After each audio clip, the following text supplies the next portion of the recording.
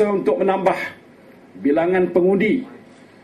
Ini sudah pun menjadi suatu arahan tetap yang telah pun dikeluarkan oleh Ibu Pejabat UMNO.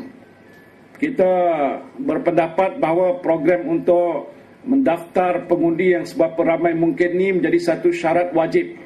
Setiap cawangan dan bahagian tidak akan terhenti dalam tanggungjawab mereka untuk mendaftar sebilangan pengundi yang seberapa ramai mungkin yang boleh didaftarkan.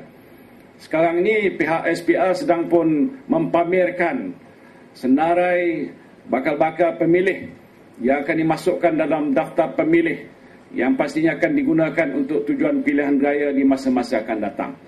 Tanggungjawab kita di semua peringkat ialah untuk menyemak daftar pemilih ini dan mengenal pasti sama ada mereka-mereka yang telah pun dicadang untuk didaftarkan itu benar-benar berada di kawasan itu atau di manakah mereka itu.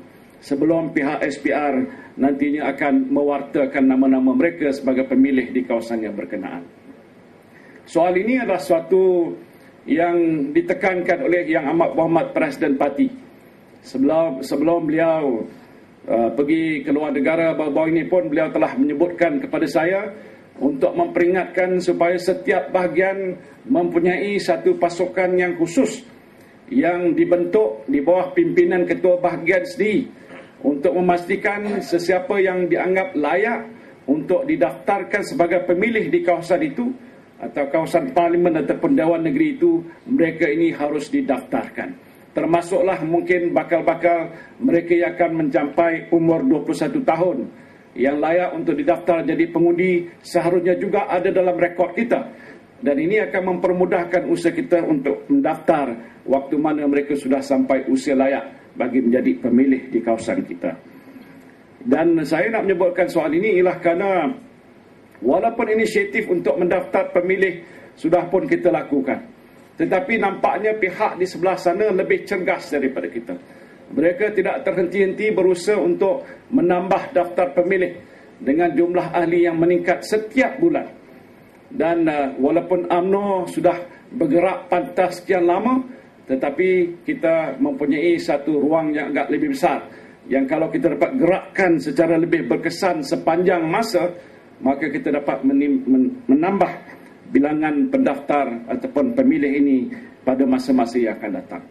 Pergerakan dan transformasi politik agak lambat sedikit. Yang inilah yang agak perlu kita berikan perhatian supaya ada perseimbangan dari segi tindakan untuk membuat perubahan kepada negara kita melalui pentadbiran dan kerajaan dengan langkah untuk transformasi politik supaya kedua-dua sekali dapat orang kata berjalan sehaluan dalam satu masa yang sama.